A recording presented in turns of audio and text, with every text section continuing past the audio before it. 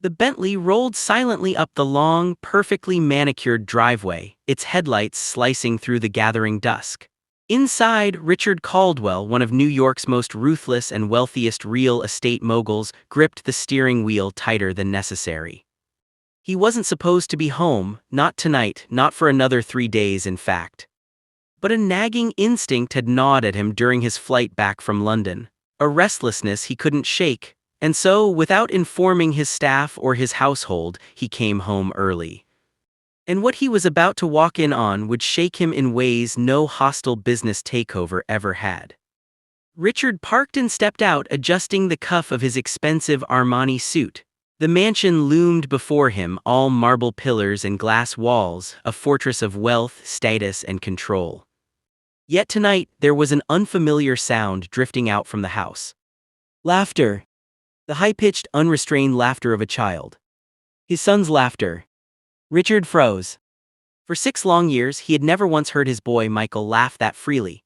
His son, frail and small for his age, had been born with a crippling condition that left him dependent on crutches. Doctors had given grim predictions, and Richard, unaccustomed to things he couldn't buy or bulldoze his way through, had retreated emotionally. He provided money, medical specialists, the best equipment money could purchase, but not presence. Not love. That had always been someone else's responsibility. Someone like her. Through the large bay windows, Richard could see into the living room, and there, sprawled across the Persian rug, was his son. Michael. Red-cheeked, smiling, balancing awkwardly with his crutches as he tried to play some kind of improvised game. His face glowed with pure joy, brighter than Richard had ever seen. And beside him was her. The maid. Selina. A tall, strong black woman in her early 30s with natural hair tied back neatly and an apron still dusted with flour. She was laughing with Michael, holding one of his toy soldiers in her hand, pretending it had a booming, deep voice. Richard's jaw tightened. Something twisted in his chest, anger, jealousy, confusion, he couldn't name it. All he knew was that the sight of his son clinging to that woman's hand, looking at her with a kind of love and dependence he had never given his own father, unsettled him. He unlocked the door quietly and stepped inside. His expensive shoes made no sound against the polished marble. Michael was too caught up in the game to notice him, but Selina froze first. Her dark eyes flickered to the doorway and widened. "Mr. Caldwell," she whispered, her voice trembling slightly. Michael turned and gasped, "Daddy, you're home." For a fleeting moment, Richard's cold heart softened at the sight of his boy beaming at him. But then Michael, struggling with his crutches, stumbled forward, not into his father's arms but straight into Selina's. She steadied him, holding him close. Richard's fists clenched. That woman had no right. "Michael," Richard said at last, his voice controlled but sharp, "bedtime." The joy drained from the boy's face. Selina looked down at him, then back at Richard. "It's still early, sir," I said bedtime." Richard's tone brooked no argument. Michael's smile faltered, "But Daddy, we were just..." "Now..." The boy looked crushed. Selina bent down and kissed his forehead gently before guiding him to his room. Richard's eyes burned at the sight, though he couldn't explain why. When she returned, Richard was waiting, arms crossed. "You forget your place," he said coldly. Selina didn't flinch. "With respect, sir, Michael is happy for the first time in weeks. Surely that counts for something." Richard's eyes narrowed. "You think because I pay you to watch over him you get to replace me, to act like you're his mother?" The word dripped with venom. Selina straightened her back, her voice steady but firm. "Someone has to be here for him, sir, and with all due respect, it hasn't been you." Richard's face went red with fury. Never in his life had a servant spoken to him that way. But beneath his anger, something else was clawing at him. She was right. He knew it. He hated that he knew it. For years, Richard had quietly resented the maid's presence. A black woman in his home, a home his ancestors had built on the backs of prejudice and privilege. His father would have spat on the idea. His colleagues would have sneered. And yet here she was, not just cleaning his floors but shaping his son's world in ways Richard never had. It was intolerable. He stepped closer, his voice dropping to a dangerous low. "You are paid to take care of him, nothing more. Do not overstep again." Selina met his gaze without fear. "If taking care of him means showing him love, then I'll keep overstepping." The audacity of her words sent a hot rush of rage through him. But before he could reply, a sound broke through the tension. A soft whimper. Both turned. Michael stood in the hallway, leaning on his crutches. Tears streamed down his small face. "Stop fighting," he whispered. Richard froze. His son had never spoken with such fear before. Selina rushed to the boy, kneeling beside him, wrapping her arms protectively around him. And once again Richard stood there, an outsider in his own home, watching his son cling to another. The silence was suffocating. Richard's phone buzzed in his pocket, breaking the moment. He pulled it out, glanced at the screen, and for a second his mask slipped. A text message. From his lawyer. It read, "Call me as soon as possible, urgent, it's about your late wife's will, there's something you need to know." Richard's breath caught. His wife, Amelia, had died 2 years ago, leaving him and Michael adrift. He had buried himself in business to forget the grief. He had left Michael in the hands of nannies and maids, and he had assumed the will was settled long ago. So why would his lawyer suddenly be digging into it now? And why did a strange, sickening suspicion coil in his gut as his eyes drifted back to Selina, still cradling Michael with a mother's tenderness? Could it be? No, impossible. But the doubt lingered. And with it, a storm began brewing. Richard paced his study long after the house had gone silent. The fireplace crackled, throwing shadows across the shelves lined with books he'd never read. His glass of bourbon sat untouched on the desk. But his mind was not on the flames nor the drink. It was on the text message. On the word will. And on Selina. He picked up the phone and dialed. "Richard," came the voice of his attorney, Jonathan Briggs. "I didn't expect you to call so soon." "You said it was urgent," Richard snapped. "What about Amelia's will?" A pause. "I was reviewing some old files and it seems part of her estate wasn't executed properly. She left a trust specifically for Michael, but the guardian she named." Richard straightened in his chair, his pulse quickening. "Guardian?" "Yes," Briggs said quietly. "If anything were to happen to you, she didn't want the state or your family to decide Michael's fate. She appointed someone herself." Richard's heart thudded in his chest. Who? The silence on the other end stretched, unbearable. Finally Briggs spoke. "Selina Grant." Richard's blood ran cold. The phone nearly slipped from his hand. "The maid," he hissed. "She wasn't just the maid to Amelia," Briggs said carefully. "They were close. Amelia trusted her. She made it legally binding, Richard. If something happens to you, custody of Michael goes to Selina." Richard slammed the phone down, his hand shaking with fury. The audacity, the betrayal, his late wife giving power to that woman, over him, over his son. He gritted his teeth, a wave of humiliation washing over him. He could already hear the whispers in his elite circle. Richard Caldwell, billionaire tycoon, replaced by a black maid in his own household. It was unthinkable. Unforgivable. The next morning, Richard descended the marble staircase with the determination of a man preparing for battle. He found Selina in the kitchen, her back to him, humming softly as she prepared Michael's breakfast. She was making pancakes and the sweet smell lingered in the air. Michael, sitting at the table, beamed at her as if she were his entire world. Richard's stomach churned. Out he barked. Both turned to look at him. Selina frowned. "Excuse me." "You heard me, pack your things, you're finished here." Michael's face paled. "No, Daddy, no, please." Selina stood frozen for a moment, then set down the spatula. "May I ask why, sir?" Richard's voice was cold steel. "Because I will not have my son brainwashed into thinking you are his mother." Tears welled in Michael's eyes. "But she is my mom, she takes care of me when you're gone, she loves me." The words stabbed Richard straight through, though he would never admit it. Selina walked slowly around the counter, standing between Richard and the boy. Her voice was calm but firm. "Firing me won't change the truth, Mr. Caldwell. Michael needs more than money. He needs love, stability, someone who believes in him. Amelia knew that, that's why she—" Richard cut her off sharply. "Don't you dare speak her name." Selina's eyes softened. "She trusted me, Richard. She asked me to promise I'd never leave Michael, and I won't, not for you, not for anyone."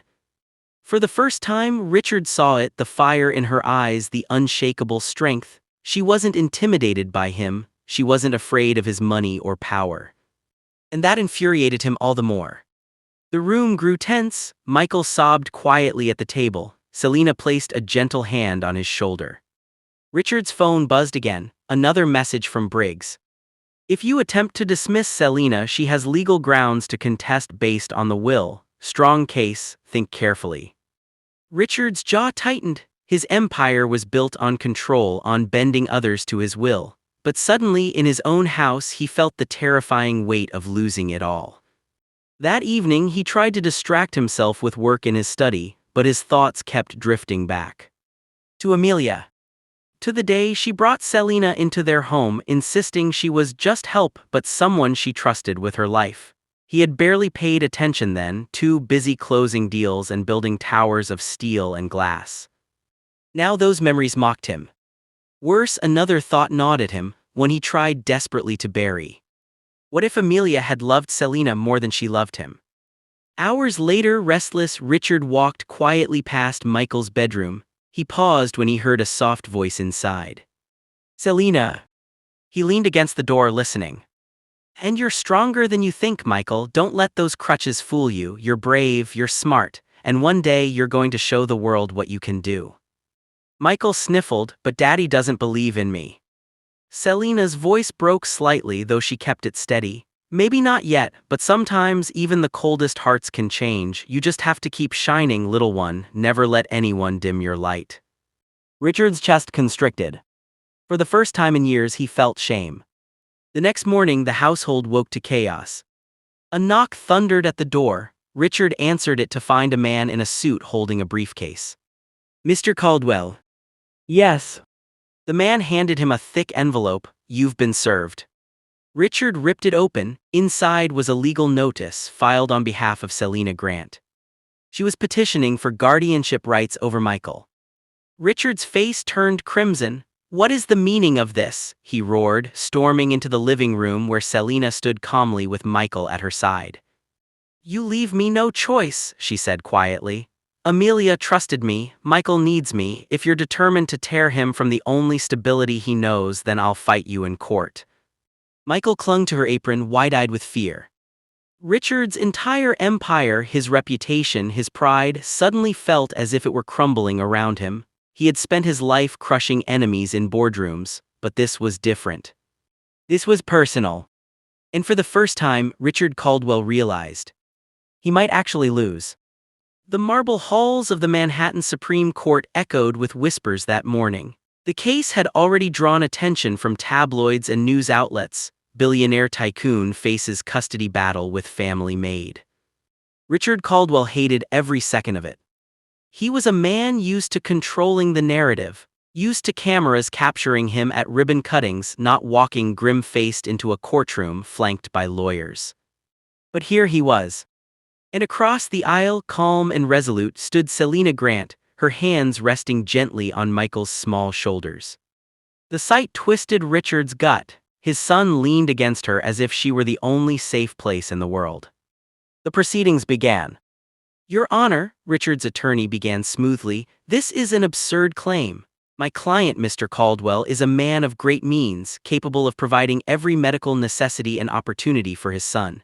The petitioner is a domestic worker, hired help. With no legal, biological, or marital tie to the child, she has no standing. Richard smirked faintly. Yes, money and power always won, always. But then Selina's lawyer rose. A black woman in her 40s with piercing eyes, she spoke with quiet authority. Your Honor, this case is not about money, it's about the welfare of a 6-year-old boy. Michael Caldwell has spent more of his life under Ms. Grant's care than under his father's. She has been his nurse, his teacher, his comfort. Most importantly, she has been his mother in every way that matters. Richard shifted uncomfortably. The judge raised an eyebrow. Do you have evidence to support this claim? Selina's lawyer nodded. We do, including testimony. One by one, household staff were called, the cook, the gardener, even the chauffeur. Each painted the same picture: Richard Caldwell, absentee father, emotionally cold. Selina Grant, the beating heart of the household, devoted to Michael. Richard's jaw tightened with each word. He wanted to shout them down, remind them who signed their checks. but he knew doing so in court would only make him look worse. Then finally it was Michael's turn. The boy was helped to the witness stand, his small hands gripping the crutches nervously. The courtroom hushed. "Michael," the judge said kindly, "can you tell me who takes care of you at home?" Michael looked at his father, then at Selina. His voice was soft, trembling. "Miss Selina does." Richard's stomach dropped. "And how does she take care of you?"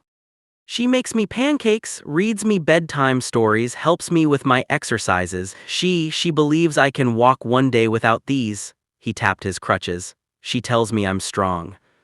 Tears welled in the boy's eyes. "And what about your father?" the lawyer asked gently. Michael's gaze lowered. "He's always gone, and when he's home he looks at me like I'm broken." The courtroom gasped. Richard's chest tightened painfully. For a moment he couldn't breathe. His own son seeing him not as a protector but as a stranger. When the lawyers finished, the judge allowed Selina to speak for herself. She rose slowly, her voice steady, carrying across the courtroom. "I may not have money, I may not have power, but I have love, and that boy deserves love more than anything else." Amelia, God rest her soul, knew her husband's heart better than anyone. She knew money couldn't raise a child. That's why she asked me to promise to never let Michael feel unloved. I made that promise on her deathbed, and I intend to keep it. Her words hung heavy in the air. Even Richard's attorney seemed shaken. Finally it was Richard's turn. He stood, adjusting his tie, forcing his voice to remain steady. "My son is mine, he is my blood, my heir, and while I may not have been perfect, I can give him what she cannot, the best schools, the best doctors, the best future. I will not have him raised by someone who doesn't belong in my world." The words slipped out before he could stop them. Someone who doesn't belong. The courtroom shifted uncomfortably, reporters scribbled furiously. Selina's lawyer pounced. "By someone who doesn't belong, do you mean by a black woman?" Richard froze, his silence said more than denial ever could. The judge's face darkened. The gavel struck. "Enough." The judge's voice cut through the tension. "This court will recess for deliberation." Hours later, when the courtroom reconvened, Richard's palms were sweating, something that hadn't happened since his first business deal decades ago. The judge looked down at him sternly. "Mr. Caldwell, while you remain Michael's legal father, this court cannot ignore the overwhelming evidence that your son's welfare is tied directly to Ms. Grant's care. Custody remains with you, but guardianship rights will be extended to Ms. Grant. This ensures she has equal authority in decisions regarding Michael's upbringing, health, and education." Richard's mouth went dry. Equal authority. The whispers in the courtroom erupted. The billionaire tycoon forced to share parental rights with his maid. It was humiliation, a public shamming. But when Richard turned, ready to unleash his fury, his eyes caught Michael's. The boy wasn't looking at him with fear or with hatred. For the first time in years, Michael looked at him with hope. That night back at the mansion, the house was quiet. Richard stood outside Michael's room, watching through the cracked door. Selina sat on the edge of the bed, reading softly from a storybook. Michael clung to her, eyes half shut, smiling peacefully. It struck Richard then, the thing money could never buy, the thing his skyscrapers and boardrooms had stolen from him. Time, presence, love. For so long he had treated those as weaknesses, but in that moment he saw them for what they were, strength. Later, when Selina came downstairs, she found Richard waiting in the study. For once his shoulders slumped, not in defeat but in surrender. "I was wrong," he said quietly. Selina froze, unsure she'd heard right. "I thought being a father meant providing, building a future, but I never gave him the present. You did." He swallowed hard, the words heavy on his tongue. "Thank you for keeping my son alive, for keeping him whole." Selina's eyes softened. "I wasn't trying to replace you, Richard. I was just trying to give him what Amelia would have wanted." For the first time in years, Richard let down the walls around his heart. He extended a hand, awkward, hesitant. Maybe we can both raise him." Selina hesitated only a moment before taking it. Weeks later, the headlines shifted. Caldwell billionaire launches new foundation for disabled children. Richard stood on stage beside Selina and Michael, announcing scholarships and medical grants for families who couldn't afford care. For once, he wasn't there to boost his empire. He was there as a father. And as he looked down at his son, laughing, crutches set aside for the first time in public, Richard knew he had finally learned the truth. The greatest wealth wasn't in buildings or banks. It was in love.